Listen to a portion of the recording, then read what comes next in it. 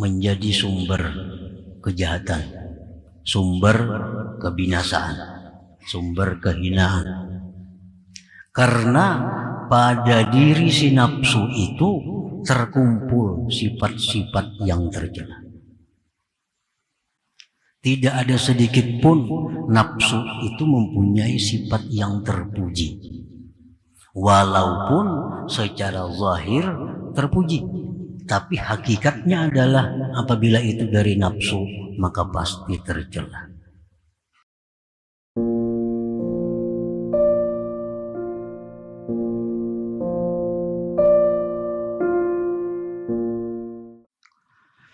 Yang artinya tidak ada kesudahan bagi engkau celaan-celaan jika Allah Subhanahu wa ta'ala mengembalikan engkau kepada engkau. Dan tidak habis puji-pujian untuk engkau jika Allah menampakkan kemurahannya atas engkau. Maksud daripada hikmah ini adalah idza aradallahu ihanata 'abdin wa idlalah raddahu ila nafsihi wa wakkalahu ilaiha fatuwallih. Fa idza stawlathu nafsuhu asqatathu bimahawir rada. Apabila Allah Subhanahu wa ta'ala menghendaki menghinakan seorang hamba, maka Allah kembalikan hamba itu kepada nafsunya dan Allah serahkan dia kepada nafsunya. Maka berkuasalah nafsu itu atasnya si hamba tadi. Apabila nafsu itu sudah menguasai seorang hamba, maka nafsu itu akan menjatuhkan dia pada lembah kehinaan.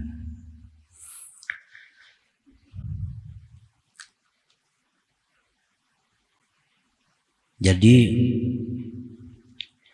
apabila Allah menghendaki kehinaan kepada kita, maka Allah serahkan kita ini kepada nafsu kita, sehingga kita ini selalu diatur, dipimpin oleh nafsu kita. Dan apabila kita sudah di bawah kendalinya nafsu, di bawah pimpinan nafsu, maka pasti nafsu itu akan menjatuhkan kita kepada jurang kehinaan. Fala nihayata limadzammik ayyuhal 'abdu in raddaka ila nafsik. Maka tidak ada kesudahan bagi engkau wahai hamba segala macam celaan apabila Allah kembalikan engkau itu kepada nafsu engkau. Nah, apabila sudah Allah mengembalikan kita, menyerahkan kita kepada nafsu kita, maka diri kita ini penuh dengan segala macam celaan-celaan yang tidak ada kesudahan. Segala macam sifat yang buruk ada pada diri kita. Segala macam sifat yang tercela ada pada diri kita. Apabila Allah sudah menyerahkan kita kepada nafsu ini, apabila Allah sudah mewakilkan untuk mendidik, memimpin kita kepada nafsu kita, maka diri kita ini penuh dengan celaan-celaan. Li'anna nafsa mamba'u syurur wal hawan. Karena nafsu itu sumber kejahatan dan kehinaan.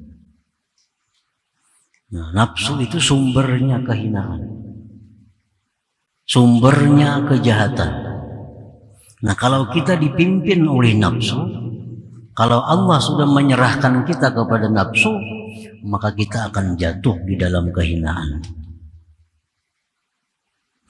Wa dzalika alamatul wabal wal khusran wa sukutika min ainir rahman. Dan itu tanda kecelakaan, tanda kerugian, dan jatuhnya engkau dari pandangan Allah Subhanahu wa ta'ala. Nah, para muhibbin rahimakumullah, kenapa sebabnya nafsu itu menjadi sumber kejahatan, sumber kebinasaan, sumber kehinaan? Karena pada diri si nafsu itu terkumpul sifat-sifat yang tercela. Tidak ada sedikit pun nafsu itu mempunyai sifat yang terpuji, walaupun secara zahir terpuji, tapi hakikatnya adalah apabila itu dari nafsu maka pasti tercela.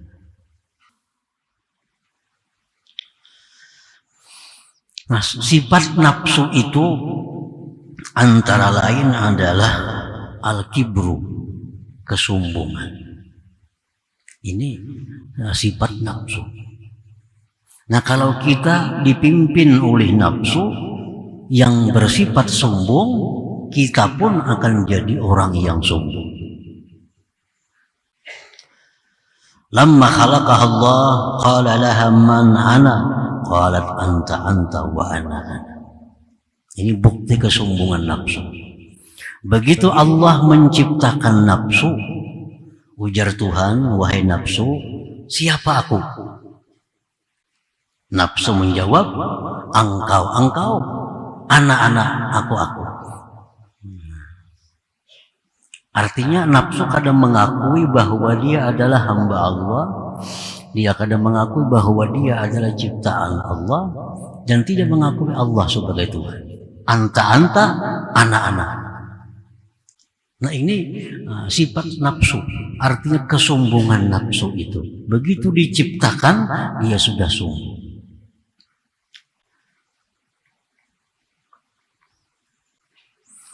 Nah, para muhibbin rahimakumullah, kalau kita ini sudah menjadi orang yang sombong, nah, maka sulit untuk diharapkan kebaikan pada diri kita. Sulit bimbingan masuk kepada kita. Sulit nasihat itu masuk kepada kita kalau dalam hati kita ini ada sifat sombong itu. Ini akibat kita diserahkan Allah kepada nafsu, sehingga nafsu yang mengendalikan kita sombong.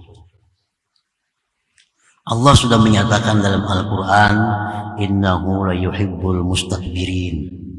Allah tidak suka orang yang bersifat sombong itu.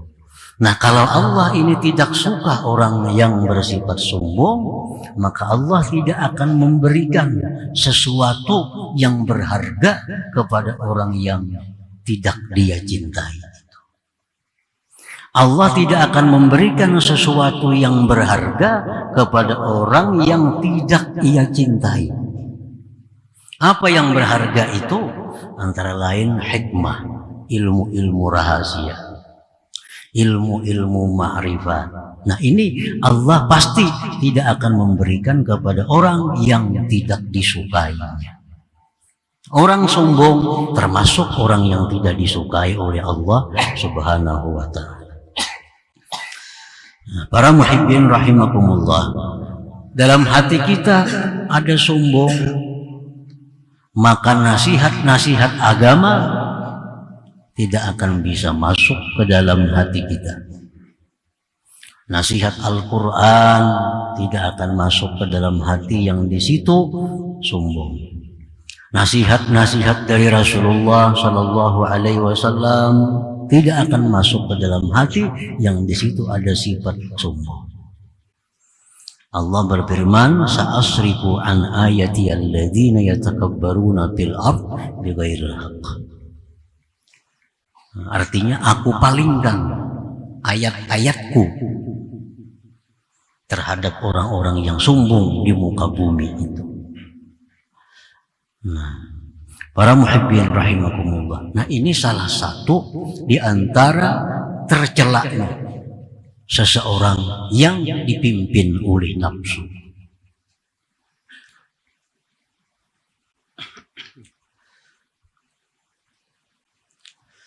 Wa minha hubbul mal wasyarab wal jah. Nah, sifat nafsu yang tercela lagi adalah bahwa nafsu ini dia menyukai harta, dia menyukai kehormatan, kemuliaan di sisi manusia, dan dia menyukai kedudukan, pangkat di sisi manusia. Nah, ini sifat nafsu. Karena itu harta, pangkat ini satu jalan untuk si nafsu ini bisa meluluskan kehendaknya. Nafsu hendak ini, kalau duitnya kadada, kalau duitnya kadada, kawalah. Makanya nafsu itu katuju lawan duit itu, karena duit itu jalan untuk meluluskan kehendaknya. Nafsu ini suka dengan pangkat kedudukan, karena dengan pangkat kedudukan itu dia menjadi mudah untuk meluluskan kehendaknya. Orang berpangkat, hendak kenapa? Orang bawahannya, tukarakan aku ini, sediakan ini. Orang berpangkat, otomatis bawahan ini menyiapkan apa yang dikehendakinya. Nah, nafsu itu suka dengan kedudukan, kepangkatan. Nah, para muhibbin rahimakumullah. Nah, kalau kita dipimpin oleh nafsu kita pun demikian. Kita akan menjadi orang yang cinta kepada harta, kita cinta kepada dimuliakan, dihormati, kita cinta kepada kedudukan dan pangkat di sisi manusia. Nah, para muhibbin rahimakumullah, Rasulullah SAW bersabda, hubbul mal wasyarab yumbitanin nifaq fil qalbi kama yumbitul ma'ul baqla. Cinta kepada harta, cinta kepada dimuliakan, dihormati, itu menumbuhkan kemunafikan di dalam hati, sebagaimana menumbuhkannya air akan sayuran, tanam-tanaman. Nah, ini sifat yang tercela juga pada diri orang yang dibimbing oleh nafsu itu. Ini tercela juga. Oleh karena itu, pengarang Al-Hikam menyebutkan la nihayata limazammik. Tidak ada kesudahan celaan kepada engkau. In arja'aka ilaik, jika Allah mengembalikan engkau, jika Allah menyerahkan engkau itu kepada pimpinan, kepada bimbingan nafsu engkau. Satu sombong sudah dicela. Orang yang sombong ini siapa aja pasti dicela. Kanak-kanak sombong dicela, orang tua sombong tercela, laki suami sombong tercela, istri sombong tercela, murid sombong tercela, guru sombong tercela. Siapapun yang bersifat sombong itu pasti tercela. Nah, para muhibbin rahimakumullah. Jadi cinta kepada harta itu adalah sifatnya nafsu. Cinta kepada dihormati, dihargai orang itu sifatnya nafsu. Cinta kepada kedudukan, kepangkatan itu sifatnya nafsu. Jadi kalau orang sudah dikuasai nafsu, dipimpin oleh nafsunya, nah maka hidupnya demikian. Sombong, suka kepada harta, pangkat, kedudukan. Wa hubbul mal yurisul bukhla. Orang yang cinta kepada harta itu menimbulkan kikir.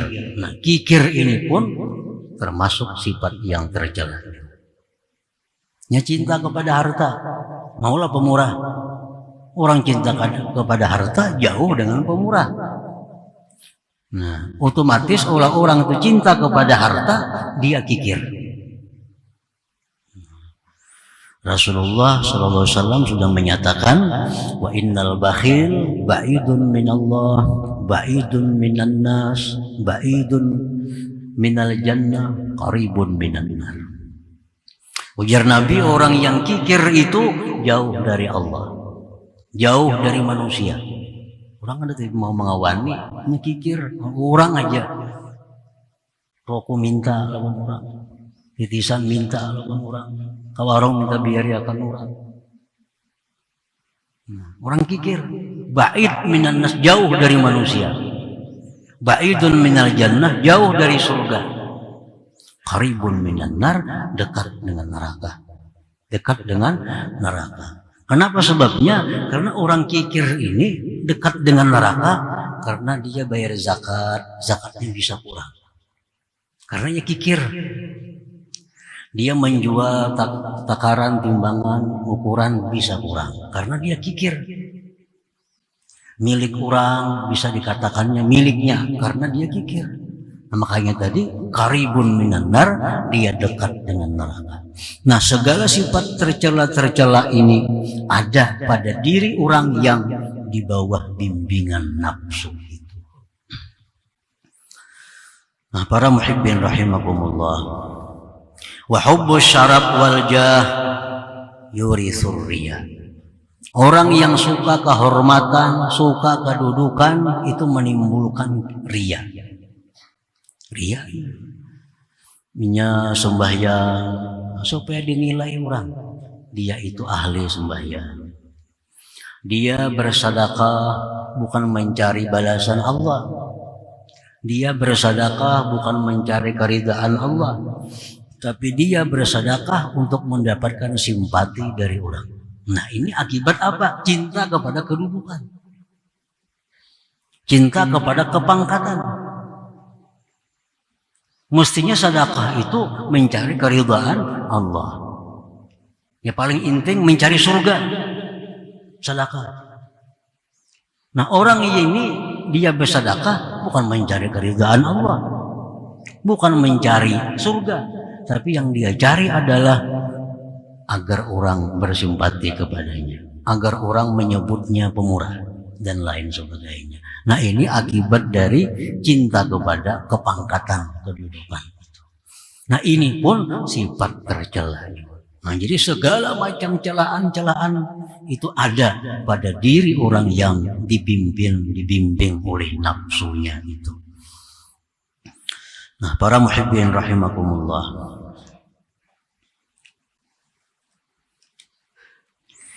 Wa idza aradallah i'zaz 'abdin wa inayatah azhara 'alaihi judah fatawallahu wa habizahu wa la yatrukuhu wa la yuwakkiluhu ila nafsihi. Dan apabila Allah Subhanahu wa taala menghendaki memuliakan seorang hamba, Allah menghendaki memuliakan hamba ini. Allah nampakkan atas hamba itu kemurahannya. Maka si hamba ini Allah pimpin. Si hamba ini Allah pelihara. Si hamba ini tidak Allah tinggalkan. Tidak Allah serahkan kepada nafsunya. Ini kalau Allah hendak memuliakan seseorang, maka seseorang ini langsung dipimpin oleh Allah, dijaga oleh Allah, karena Allah serahkan kepada nafsunya.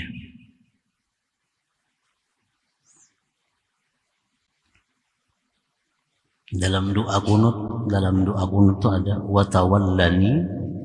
watawallani fima tawallai. Artinya apa?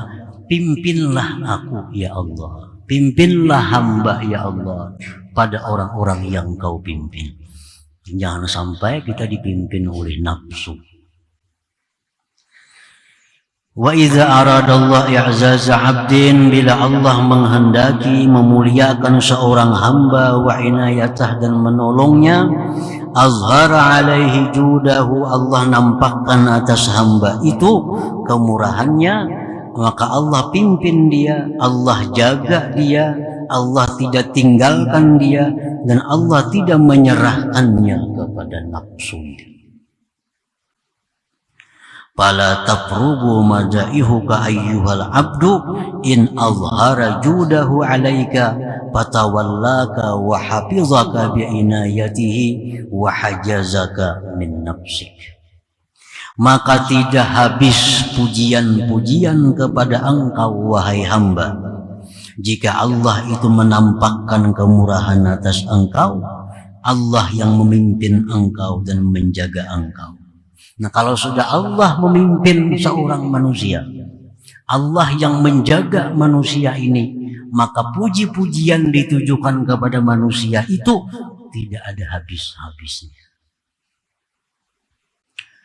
Ini orangnya kumpulannya sifat terpuji ada pada diri orang itu. Kalau orang ini di bawah daripada bimbingan Allah Subhanahu wa Ta'ala. Contohnya para nabi. Nah, itu para nabi. Khususnya Rasulullah Nabi kita Sayyidina Muhammad sallallahu alaihi wasallam ini langsung dipimpin oleh Allah. Addabani Rabbi fa ahsana ta'dibi. Ujar Nabi, aku langsung dididik oleh Allah. Allah membaguskan pendidikanku. Nah, oleh karena itu segala sifat kemuliaan ada pada diri Rasulullah sallallahu alaihi wasallam. Bagaimanapun kita puji Rasulullah, pujian kadang akan habis untuk beliau. Segala macam pujian dialamatkan kepada Nabi. Nah, itulah contoh manusia yang langsung dipimpin oleh Allah Subhanahu wa Ta'ala. Wala tafrugu mada'ihuka, ujar Imam Ahmad bin Athaillah, in azhara judahu alaika. Nah, tidak ada habis puji-pujian engkau jika Allah sudah menampakkan anugerah kepada engkau. Kalau Allah memimpin kita, Allah membimbing kita, segala sifat terpuji ada pada diri kita. Nah, para muhibbin rahimakumullah.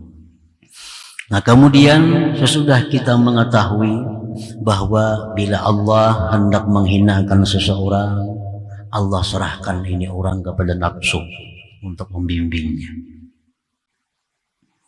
Sehingga orang selalu memikirkan kepentingan-kepentingan duniawinya.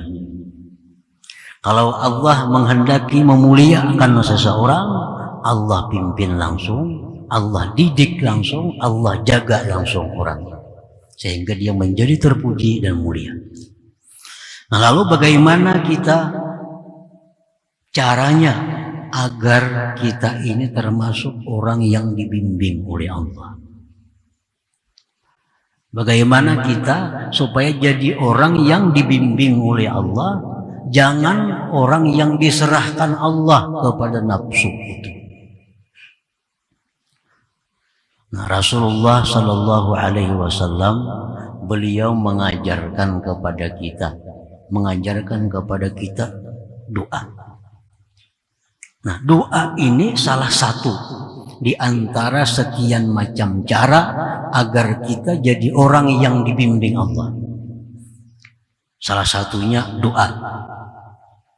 Nah, Rasulullah Sallallahu Alaihi Wasallam dalam doa beliau yang pendek tapi mencakup,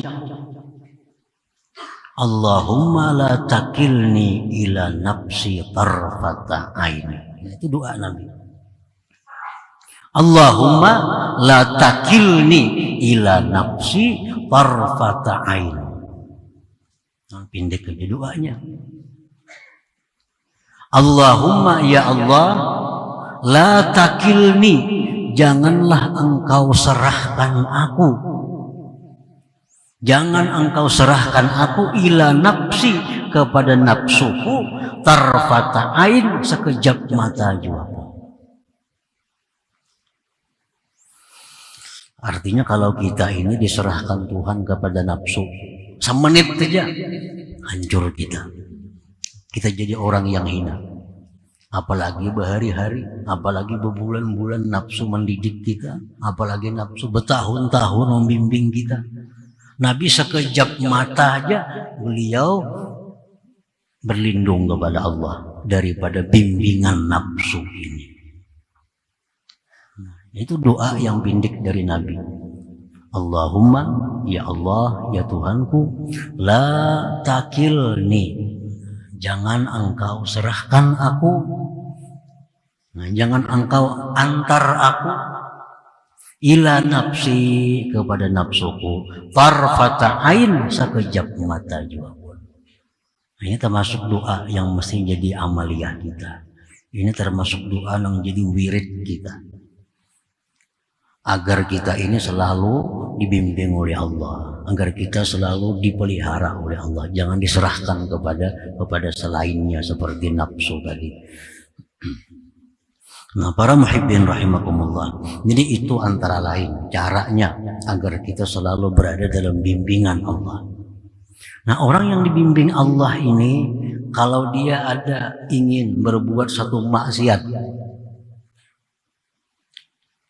hendak berbuat satu maksiat, orang ini dihalangi oleh Allah sehingga dia gagal melakukan maksiat itu. Ini tanda orang yang dibimbing oleh Allah.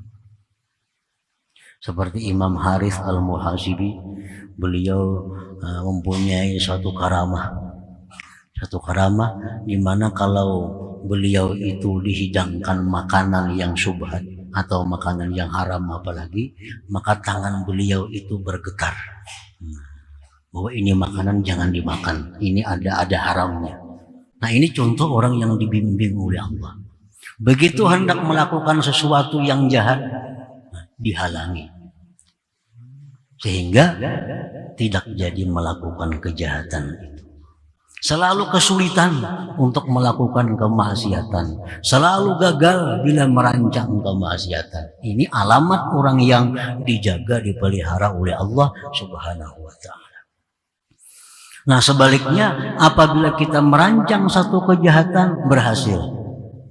Merancang satu maksiat, mencita-cita maksiat, jadi. Merancang kebaikan, gagal. Ini alamat bahwa kita ini bimbingan hawa nafsu, bukan bimbingan Allah Subhanahu wa Ta'ala. Nah, kalau demikian halnya, maka orang ini banyak-banyak dalam sehari minta kepada Allah, Allahumma la takilni ila nafsi tarfata ain. Nah, 1000 kali ke sehari, 100 kali ke sehari. Kalau sudah ada tanda-tanda kita dibimbing oleh nafsu, hendak maksiat jadi, hendak maksiat jadi, hendak membaca Quran ada halangan, tamu lah datang apalah, hendak ini kebaikan ada aja halangannya, hendak menuntut ilmu ada aja halangannya. Nah, ini berarti ini di bawah bimbingan nafsu. Nah, ini perbanyak doa. Tiap sembahyang 10 kali ke 100 kali ke Allahumma la takilni ila nafsi tarfata ain. Jangan kau serahkan aku wahai Tuhan kepada nafsuku sekejap mata jua pun jangan kau serahkan.